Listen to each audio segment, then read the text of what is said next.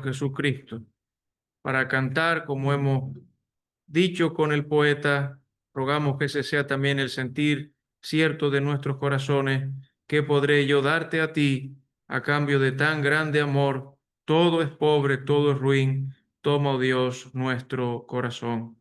Y te pedimos, Señor, que tú nos conduzcas en verdad por tu Espíritu a una adoración genuina, auténtica, verdadera y también espiritual.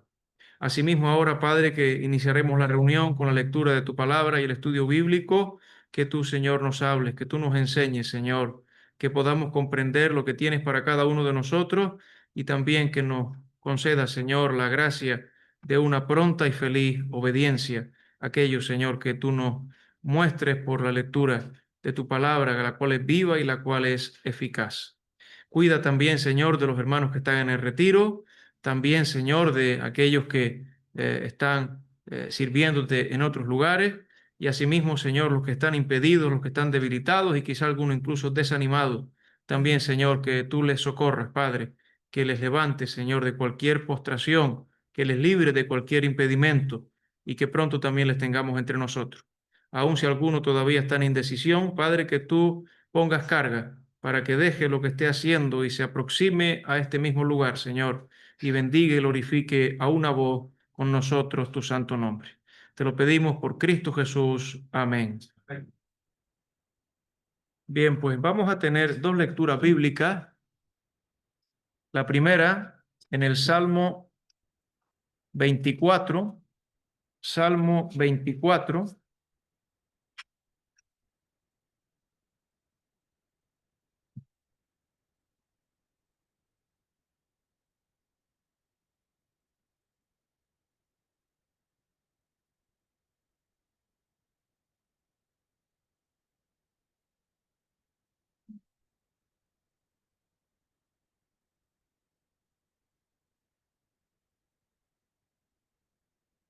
Dice así la palabra del Señor, Salmo de David: de Jehová es la tierra y su plenitud, el mundo y los que en él habitan, porque él la fundó sobre los mares y la afirmó sobre los ríos. ¿Quién subirá al monte de Jehová? ¿Y quién estará en su lugar santo? El limpio de manos y puro de corazón, el que no ha elevado su alma a cosas vanas ni jurado con engaño. Él recibirá bendición de Jehová y justicia del Dios de salvación. Tal es la generación de los que le buscan, de los que buscan tu rostro, oh Dios de Jacob, Selah. Alzad, oh puertas, vuestras cabezas, y alzad vosotras puertas eternas, y entrará el Rey de gloria.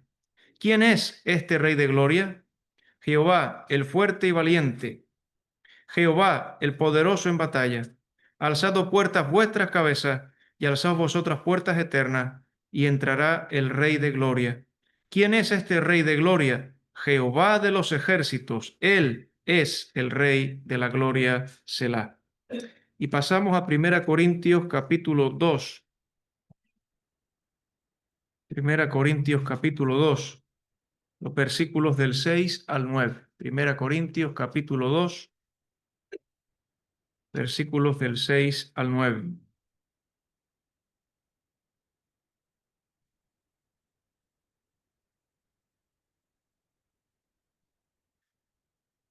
Primera Corintios 2, versículo 6.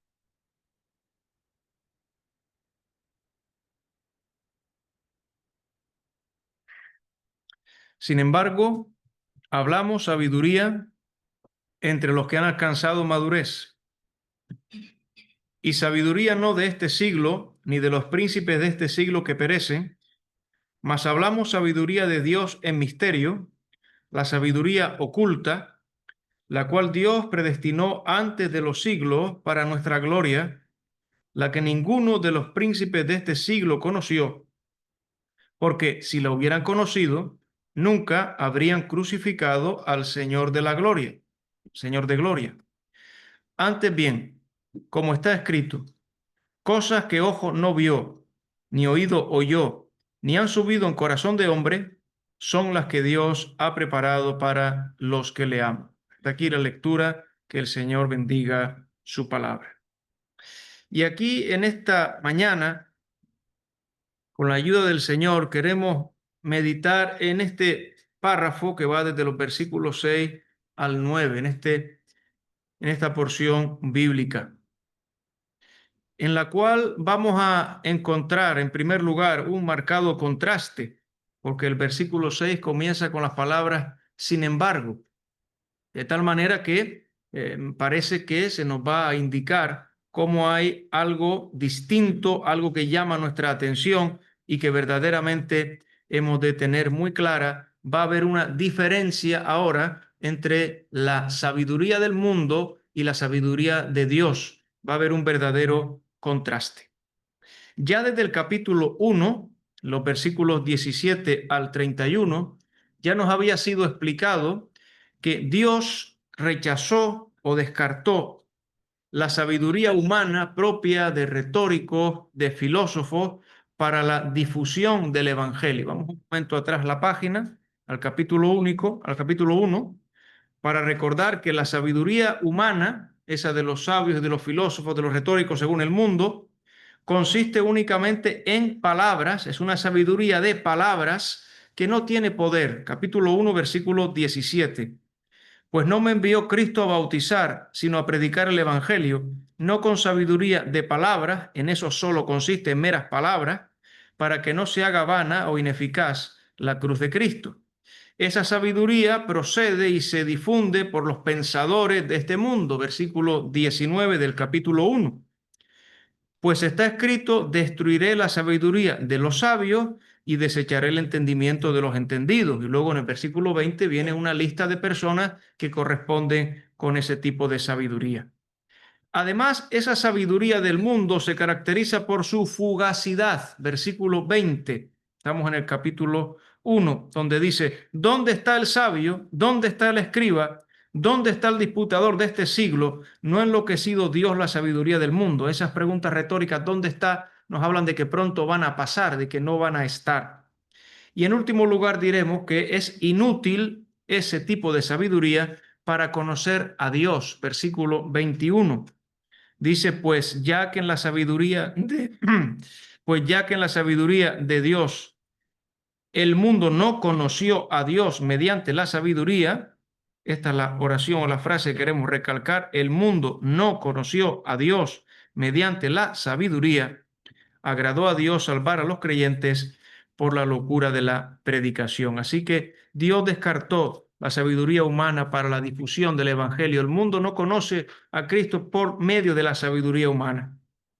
En el capítulo 2, los primeros 5 versículos que consideramos en la anterior ocasión, habíamos visto que en su mismo ejemplo, el apóstol Pablo, al llegar a Corinto, no había usado estrategias propias de la filosofía humana, no las había usado para anunciar allí a Cristo, no las había usado, los había descartado. Miren, capítulo 2, versículo 1 dice, así que hermanos, cuando fui a vosotros para anunciaros el testimonio de Dios, es decir, el Evangelio, no fui con excelencia de palabras, dice ahora, o de sabiduría.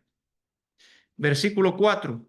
Y ni mi palabra ni mi predicación fue con palabras persuasivas de humana sabiduría, sino con demostración del Espíritu y de poder, para que vuestra fe no esté fundada en la sabiduría de los hombres, sino en el poder de Dios. Pues ahora se va a completar el pensamiento y algunos se extrañan cuando llegamos a este versículo, porque acaba de decir vuestra fe no fundada en la sabiduría de los hombres, pero el versículo 6 dice, sin embargo, hablamos que dice sabiduría. Y algunos se extrañan, ¿cómo es posible que diga eso? Sin embargo, hablamos sabiduría. Este término, hablamos, posiblemente sea equivalente a la palabra predicamos, una página más atrás de nuevo, capítulo 1 y versículo 23. Primera Corintios 1, 23 dice, pero nosotros predicamos a Cristo crucificado. Capítulo 1, versículo 23. Si hace falta elevar la voz, Apolo, me dices y yo procurar un poquito más alto, sí, porque hay ruido de fondo, ¿verdad? Entonces, esta palabra hablamos posiblemente es equivalente al verbo predicamos que tenemos en capítulo 1 y versículo 23. Y este término hablamos se va a repetir en nuestra porción bíblica. Está en el capítulo 2, versículo 6, hablamos sabiduría. Está en el versículo 7, donde dice, más hablamos sabiduría. Está en el versículo 13, donde dice, lo cual también hablamos, no con palabras enseñadas por sabiduría humana, sino con las que enseña el Espíritu, acomodando lo espiritual a lo espiritual. Gracias. Entonces, estamos diciendo que equivale. Y que tenemos entonces la relación entre hablar y sabiduría, que luego aparecerá de nuevo, lo leeremos después en el capítulo 3, versículo 1. Así que tenemos que decir que hay que distinguir dos tipos de sabiduría. Hemos hablado de la sabiduría descartada, pero de la sabiduría que era hablada. Por tanto, tenemos dos tipos de sabiduría. Luego diremos algo más, la voluntad del Señor. Pero sigue diciendo, sin embargo, hablamos sabiduría entre los que han alcanzado madurez. Y aquí tenemos que detenernos en la palabra madurez. ¿Qué significa ese término? Bueno, madurez significa la condición de un crecimiento pleno, la condición de un crecimiento pleno. Y al igual que estamos diciendo que hay dos tipos de sabiduría, y que hemos de insistir luego en esto, hay dos tipos de sabiduría, una descartada y otra que era la que hablaba el Pablo y el resto de predicadores. Hay también aquí dos tipos de creyentes. Va a haber dos tipos de cristianos que vamos a encontrar mencionados en esta epístola. Algunos de ellos eran creyentes maduros. Los creyentes maduros serán aquellos que han alcanzado un grado de crecimiento, de discernimiento, de madurez suficiente, aquellos que son adultos o personas crecidas en cuanto a la vida espiritual. Miren por favor capítulo 14, versículo 20, donde aparece el contraste entre los creyentes maduros y los creyentes infantiles. Capítulo 14 y versículo 20, 1 Corintios 14, 20. Dice, hermanos, no seáis niños en el modo de pensar, ese sería el infantilismo, sería la inmadurez, sino sed niños en la malicia, pero maduros en el modo de pensar. Hay dos tipos de creyente en cuanto al crecimiento. Vamos un momento a Hebreos capítulo 5, Hebreos capítulo 5, los versículos del 11 al 14, donde aparece la misma disyuntiva, la misma contrastación. Hebreos 5, 11 al 14 dice, Hebreos 5, 11 al 14. Acerca de esto, tenemos mucho que decir y difícil de explicar, por cuanto os habéis hecho tardos para oír. Hebreos 5, 12. Porque debiendo ser ya maestros, después de tanto tiempo, tenéis necesidad de que se os vuelva a enseñar cuáles son los primeros rudimentos de las palabras de Dios. Y habéis llegado a ser tales que tenéis necesidad de leche y no de alimento sólido. Y todo aquel que participa de la leche es inexperto en la palabra de justicia porque es niño. Ahí tenemos el infantilismo. Pero el alimento sólido es para los que han alcanzado madurez, para los que por el uso tienen los sentidos ejercitados en el discernimiento del bien y del mal. Regresamos a 1 Corintios y en este caso al capítulo 3 y versículo 1, porque estamos diciendo que creyentes maduros era una posibilidad, pero la otra era el infantilismo o la inmadurez. Capítulo 3, versículo 1. 1 Corintios 3, versículo 1 dice, de manera que yo, hermanos,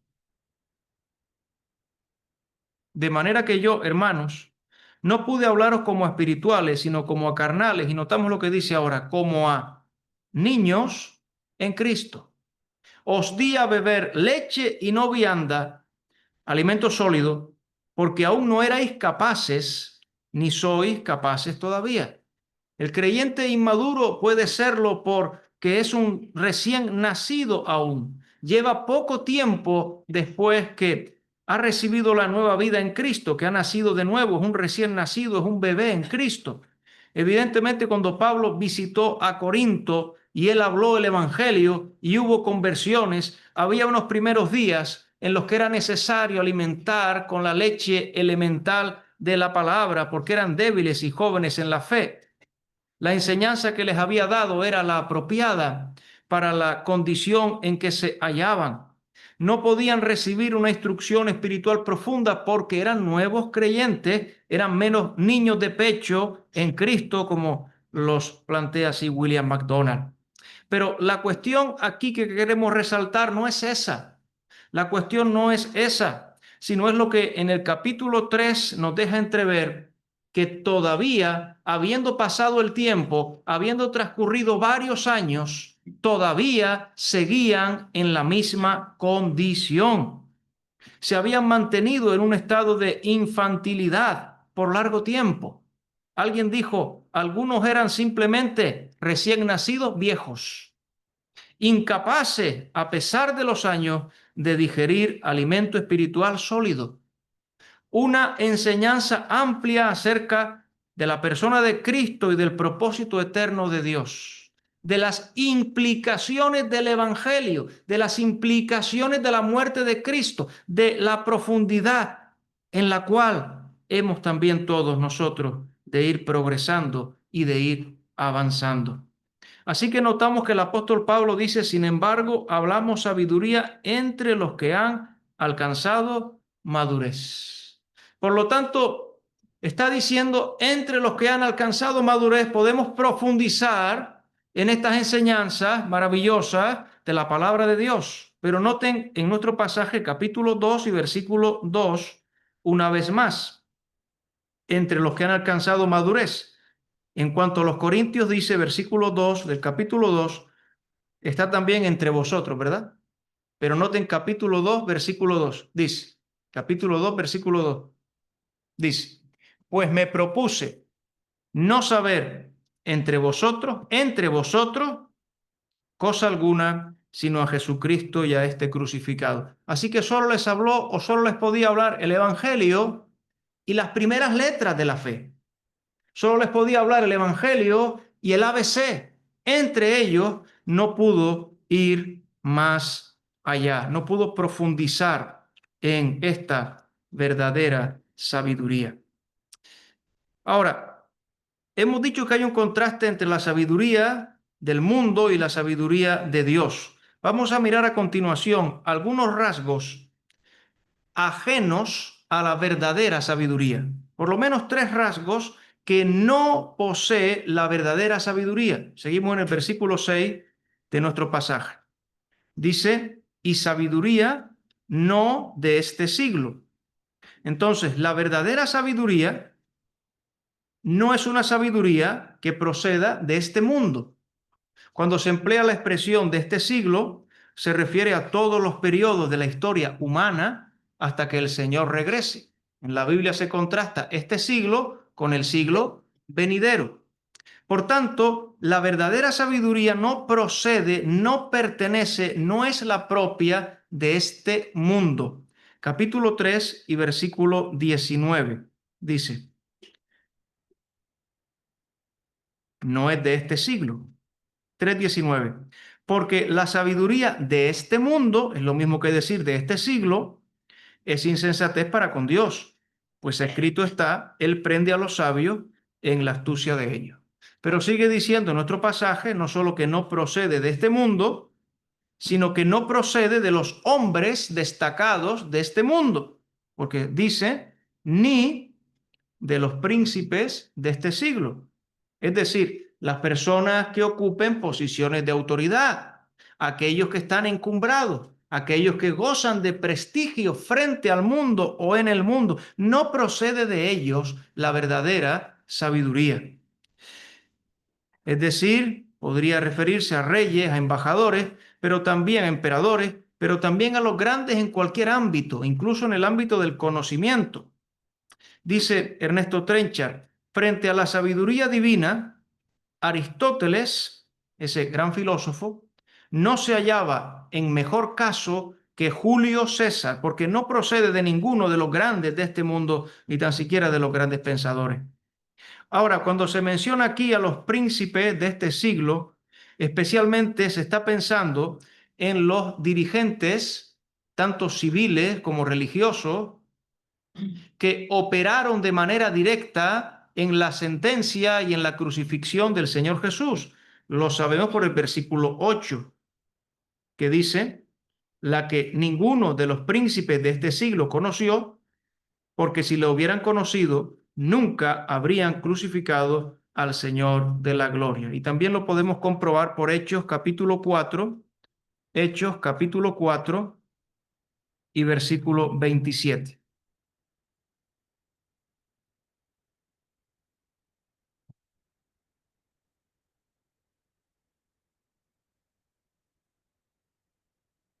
Hechos 4 y versículo 27. ¿A qué se refieren los príncipes de este siglo? Bueno, 4:27. Porque verdaderamente se unieron en esta ciudad contra tu santo Hijo Jesús, a quien ungiste, al Mesías, al Cristo de Dios, dice ahora, Herodes, Poncio Pilato, con los gentiles y el pueblo de Israel. Pues se refiere a estos grandes, tales Herodes, Poncio Pilato y las autoridades religiosas, el Sanedrín, etcétera.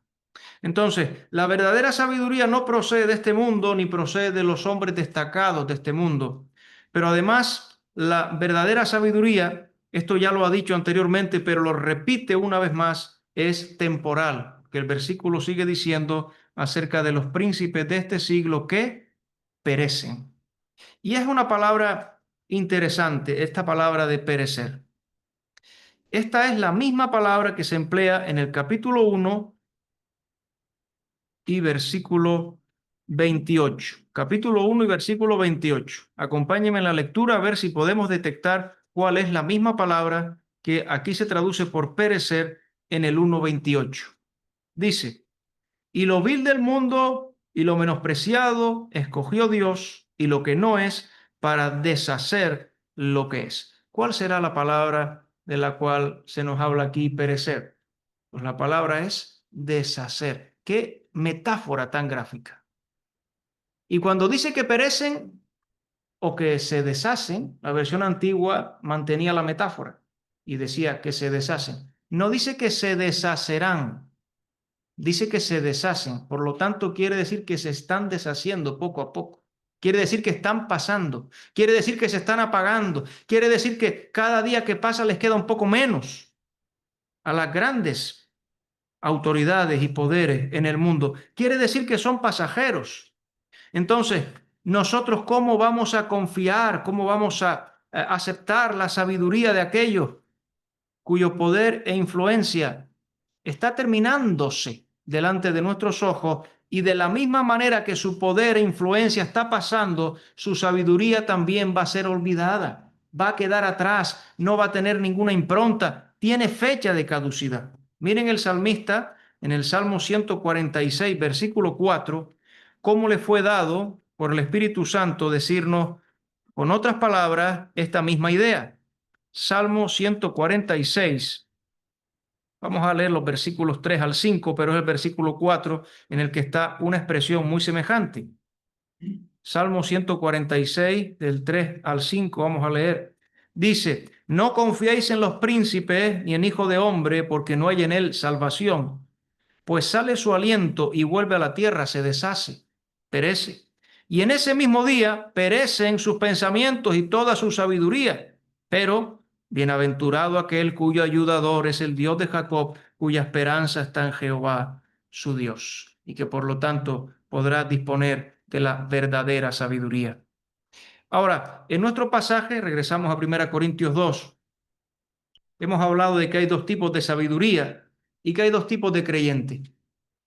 Y que tristemente en Corinto la mayoría de los creyentes pertenecían todavía al grupo de creyentes en un estado de infantilismo que no pasaban de las primeras letras, del ABC, de la leche inicial, de la leche elemental, que no podían ir más allá en la comprensión y por tanto Pablo no podía hablarles más como él quisiera, algo más profundo de la palabra de Dios.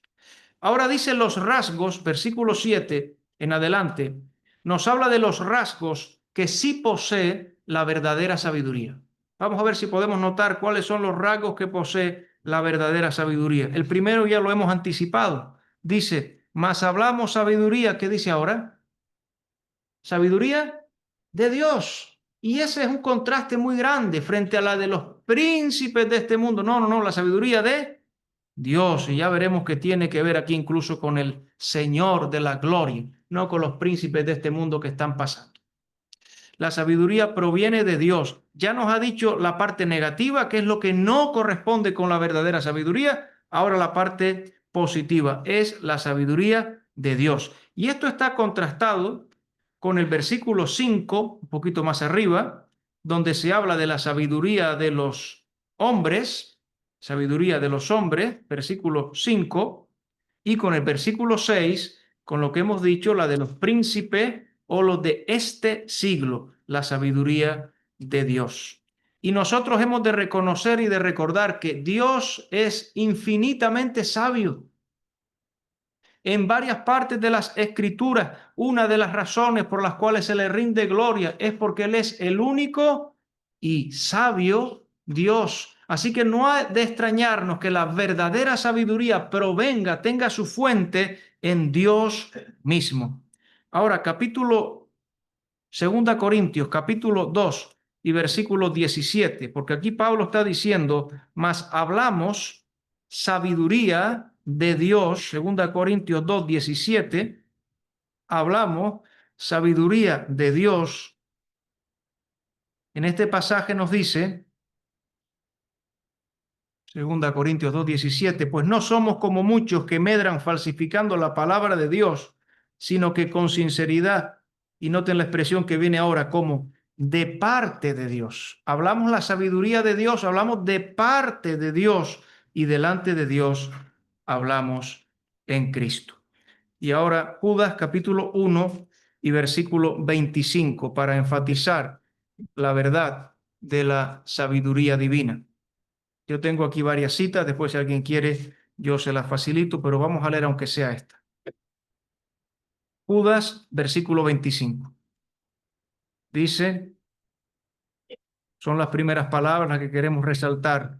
Al único y sabio Dios, nuestro Salvador, sea gloria y majestad, imperio y potencia, ahora y por todos los siglos. Amén. Pero hay una segunda característica de la verdadera sabiduría que procede de Dios. Sigue diciendo el pasaje. En misterio, la sabiduría oculta. En misterio, la sabiduría oculta. Entonces, esta sabiduría tiene que ver con misterio y el misterio se explica como algo oculto. De tal manera que cuando dice la sabiduría oculta, nos está explicando qué significa eso de en misterio para que nosotros podamos aproximarnos a lo que queremos entender. Esta palabra misterio aparece 21 veces en el Nuevo Testamento y no se refiere a algo desconcertante, sino a una verdad que ha permanecido oculta en Dios hasta el momento en que Él la ha manifestado. Y Él la ha manifestado a los apóstoles y a los profetas del Nuevo Testamento. Por ejemplo, miren conmigo, por favor, en Romanos capítulo 16, versículos 25 al 27. Un misterio es una verdad que ha estado oculta en Dios hasta que Él ha querido revelarlo, manifestarlo, darlo a conocer y lo dio a conocer a los apóstoles y a los profetas del Nuevo Testamento. Romanos 16 dice 25. Noten que tenemos la palabra misterio y que tenemos la palabra revelación o manifestación.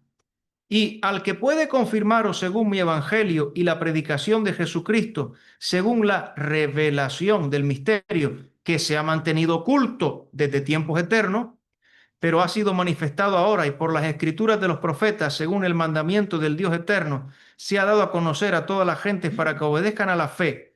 Al único y sabio Dios sea gloria mediante Jesucristo para siempre. Amén. Entonces, volvamos a 1 Corintios, ahora al capítulo 4 y versículo 1. cuando en el Nuevo Testamento se habla de misterio, por lo tanto, no es algo que deba mantenerse en secreto, no es algo que deba mantenerse en secreto.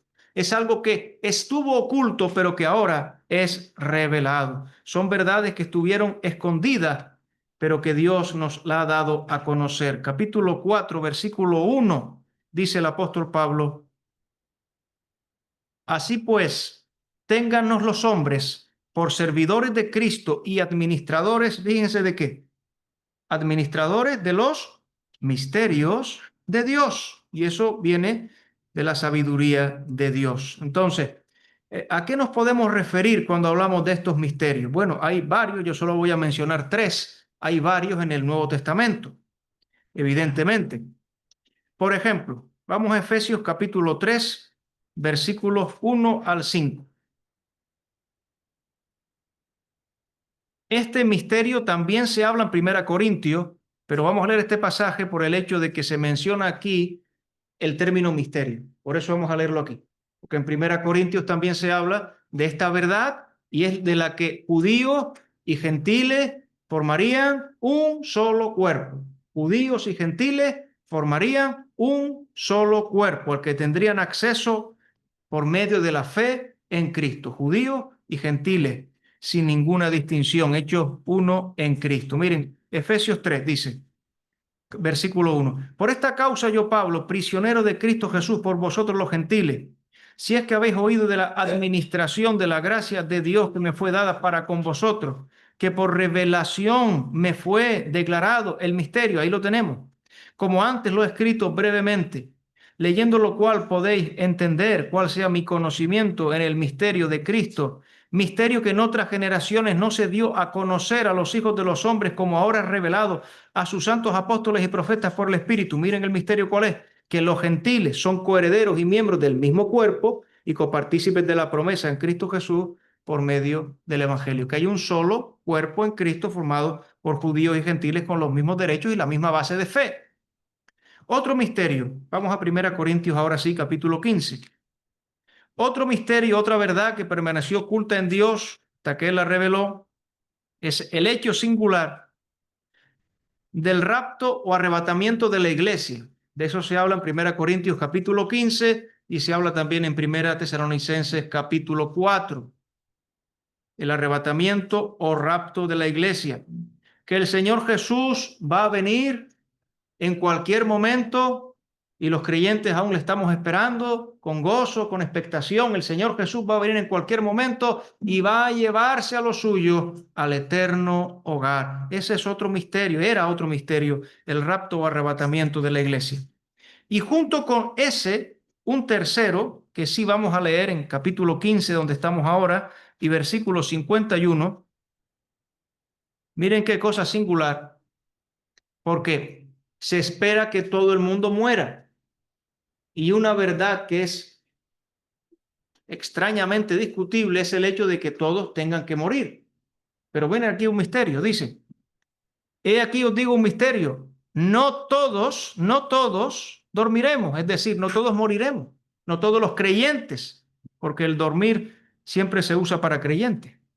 Pero todos seremos transformados en un momento, en un abrir y cerrar de ojos a la final trompeta, porque se tocará la trompeta y los muertos serán resucitados incorruptibles y nosotros seremos transformados. El hecho, este es otro misterio, el hecho de que no todos van a morir, no solo que Cristo se lleve a la iglesia, eso es una cosa, pero otra cosa es que los creyentes vivos en ese momento no verán la muerte. No conocerán la muerte, serán transformados y subirán al cielo junto con los resucitados para estar siempre con el Señor. Estos son algunos de los misterios. La sabiduría de Dios, esta sabiduría ha sido revelada, estos misterios han sido revelados. Estamos diciendo que la verdadera sabiduría es de Dios y estuvo oculta en Él, pero ha sido revelada.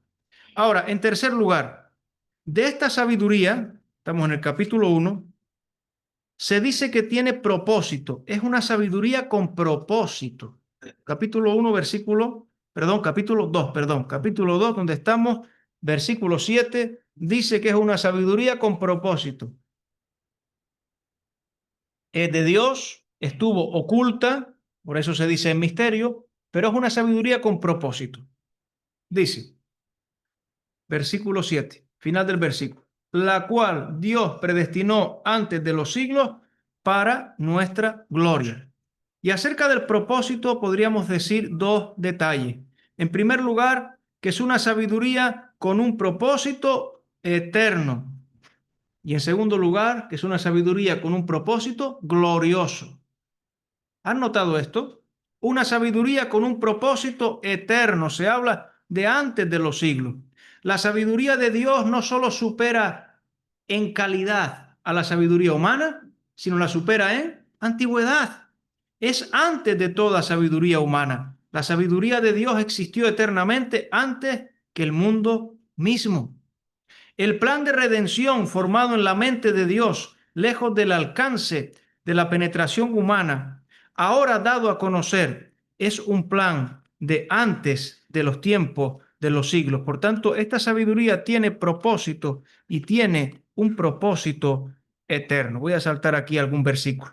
De esta manera, hemos de reconocer que si la sabiduría de Dios tenía un propósito eterno, cada uno de los hechos, y ahora vamos a hablar de la redención, de la historia de la redención brevemente, cada uno de los hechos que ocurrieron en la historia de la redención no fueron casuales, no fueron improvisados, porque esta era una sabiduría con un propósito eterno. Miren por favor en Hechos capítulo 2, los versículos 22 al 24, porque el arresto del Señor Jesús, porque el maltrato que pasó el Señor Jesús, porque la crucifixión y la muerte del Señor Jesús no fueron hechos de la casualidad, sino la expresión en el tiempo de la sabiduría de propósito eterno de Dios. Hechos capítulo 2, 22 dice, muchas veces lo lee el hermano Francisco en la mesa del Señor este pasaje.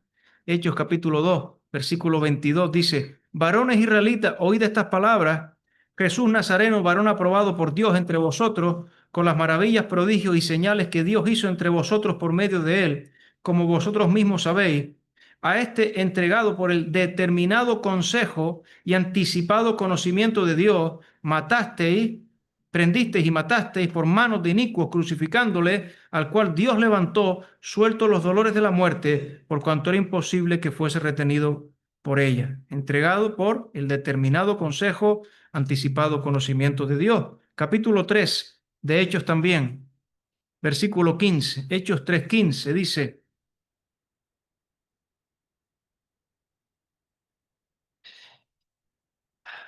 y matasteis al autor de la vida, qué cosa singular, matasteis al autor de la vida, a quien Dios ha resucitado de los muertos, de lo cual nosotros somos testigos, versículo 18, pero Dios ha cumplido así lo que antes había anunciado por boca de todos sus profetas, que su Cristo, el Cristo de Dios, había de padecer. Así que esta sabiduría tiene un propósito eterno, pero también un propósito de gloria, porque noten que 1 Corintios 2, versículo 7, termina diciendo, en las últimas tres palabras del versículo, dicen,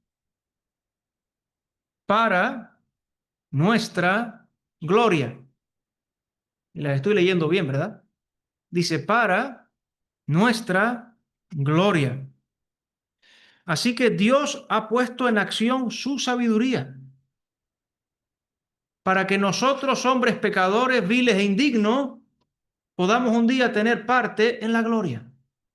La sabiduría de Dios se ha puesto en acción y en operación para que nosotros, pecadores, viles e indignos, podamos tener parte en la gloria. ¿Acaso no dice la Escritura, por cuanto todos pecaron y están, recuerdan la palabra, es destituidos de la gloria de Dios? Pero aquí habla de nuestra gloria. ¿Cómo es eso posible? ¿Cómo es eso posible? Bueno, en Hebreos capítulo 2, versículo 10, se habla de que el Señor Jesucristo había de llevar muchos hijos, ¿saben a dónde? A la gloria. Y eso a través de sus aflicciones. Y eso a través de su entrega a la muerte. Y eso a través de la cruz. de tal forma que Cristo en vosotros sea la esperanza de gloria. Colosenses 1:27. Segunda Tesalonicenses 2:14, solo lo cito para avanzar. Os llamó mediante nuestro evangelio para alcanzar la gloria de nuestro Señor Jesucristo. Así que en Cristo tenemos parte en la herencia celestial, unidos a Él, muriendo Él nuestra muerte para darnos su vida, pagando con su sangre para limpiarnos de toda maldad y darnos perdón, librándonos de la muerte, dándonos vida eterna y llevándonos a su gloria, y haciendo todo esto por su sabiduría. Entonces, la verdadera sabiduría, ¿de dónde procede? Tenemos que decir de Dios. La verdadera sabiduría es el misterio porque estuvo oculta hasta que Él la ha revelado.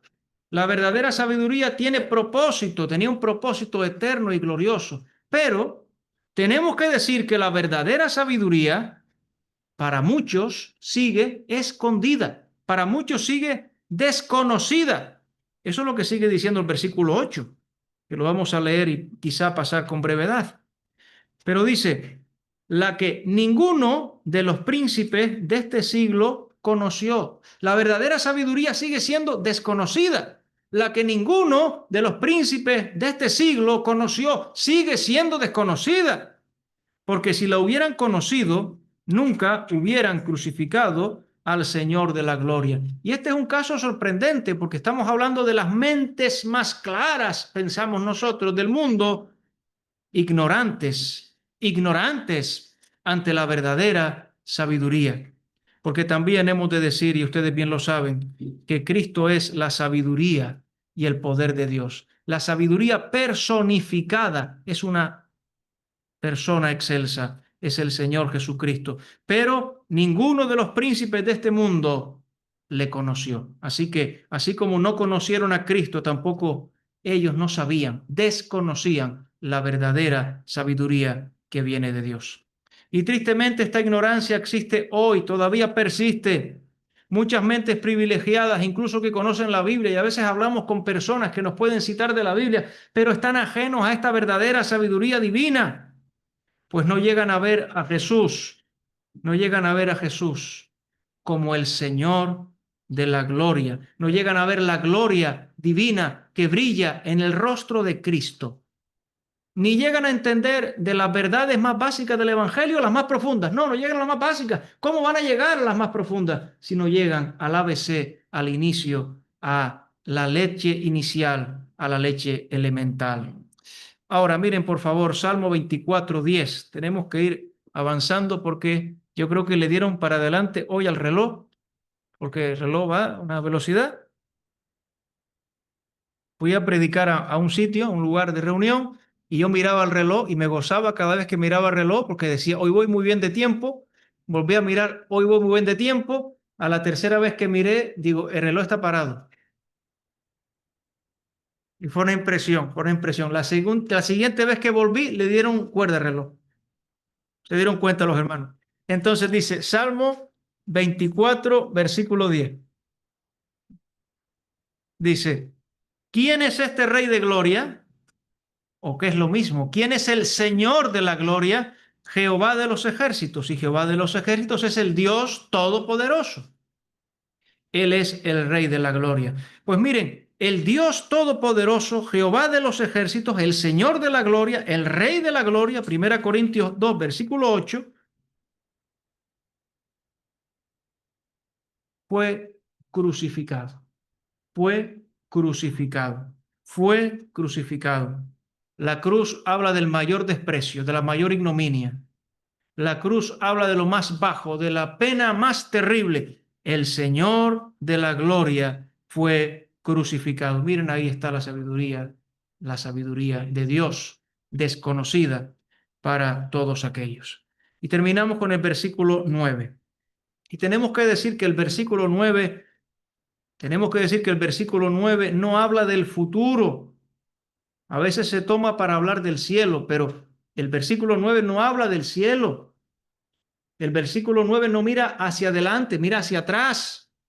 El versículo 9 nos habla de la sabiduría de Dios, y si lo quieren comprobar, lean el versículo 10, con el que seguiremos, si Dios quiere, la próxima ocasión. Hoy no vamos a poder. El versículo 9 habla de lo que Dios ha revelado en su palabra. No habla de lo que Dios mostrará en el futuro, sino de lo que Dios ya ha revelado, de la riqueza, de la sabiduría que ha sido revelada en la palabra de Dios. Versículo 9. Antes bien, como está escrito. Eso de está escrito quiere decir que permanece escrito porque la Biblia de Dios vive y permanece para siempre. Está escrito es lo mismo que decir está y permanece escrito.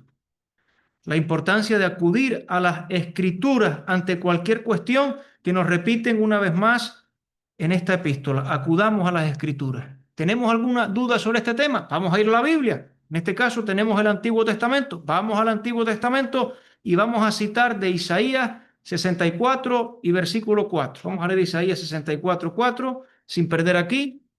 Ya estamos terminando. Isaías 64, 4.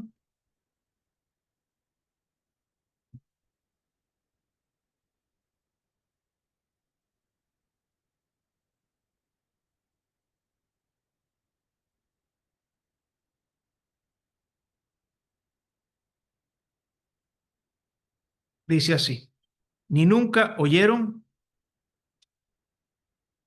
ni oídos percibieron, ni ojo ha visto a Dios fuera de ti. Noten cómo termina el versículo. Que hiciese por el que en él espera. Ahora vamos a 1 Corintios, capítulo 2, versículo 9. Antes bien, como está escrito, cosas que ojo no vio, ni oído oyó, ni han subido en corazón de hombre, son las que Dios ha preparado para los que le aman. Vamos a decir simple y brevemente. Hay tres facultades de conocimiento. Se habla del ojo, se habla del oído y se habla del corazón, que tenemos que entender y no podemos explicarlo demasiado, pero tenemos que decirlo así, que el corazón aquí implica también la mente o abarca la mente, al igual que en Romanos, para los que están apuntando, Romanos 1, 21, el corazón ahí también incluye la mente. Pero ninguna de estas facultades, ni la vista, ni la audición, ni el entendimiento, ninguna de estas facultades pueden recibir las verdades divinas, porque como se explicará a partir del versículo 10, esta comprensión requiere de la obra del Espíritu de Dios. Es una obra sobrenatural. La tercera expresión de las tres que tenemos aquí, de las tres que tienen que ver con la percepción, dice, no han subido ni han subido en corazón de hombre.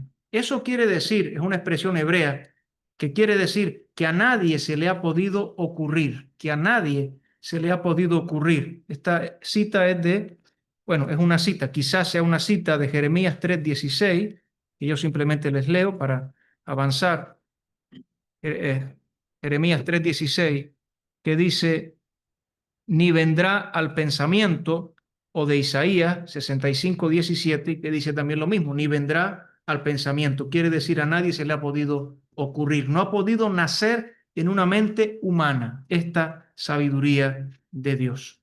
Nadie podría jamás haber llegado a estas verdades por investigaciones científicas o filosóficas, razonamientos. La mente humana jamás podría descubrir los maravillosos misterios que fueron dados a conocer al comienzo de la era del Evangelio. La razón humana es ineficaz para hallar la verdad de Dios. Y de esto es de lo que dice el final del versículo. Estas verdades, esta sabiduría, estas maravillas son las que Dios ha preparado para los que le aman. ¿Cómo terminaba el versículo de Isaías? El versículo de Isaías hablaba de los que esperan. ¿Por qué Isaías habla de los que esperan? Porque aún estaban aguardando la venida de Cristo. Ellos aún estaban aguardando, eran verdades que iban a ser manifestadas en el futuro y tenían que ver con estos que estaban esperando la venida de Cristo, el cumplimiento de la promesa de Dios.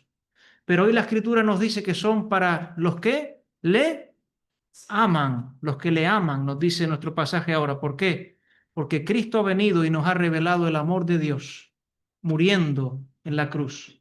Y nosotros ahora le amamos a Él, porque Él nos amó primero. Hermanos, tenemos que terminar aquí pidiendo que el Señor bendiga su palabra. Amén.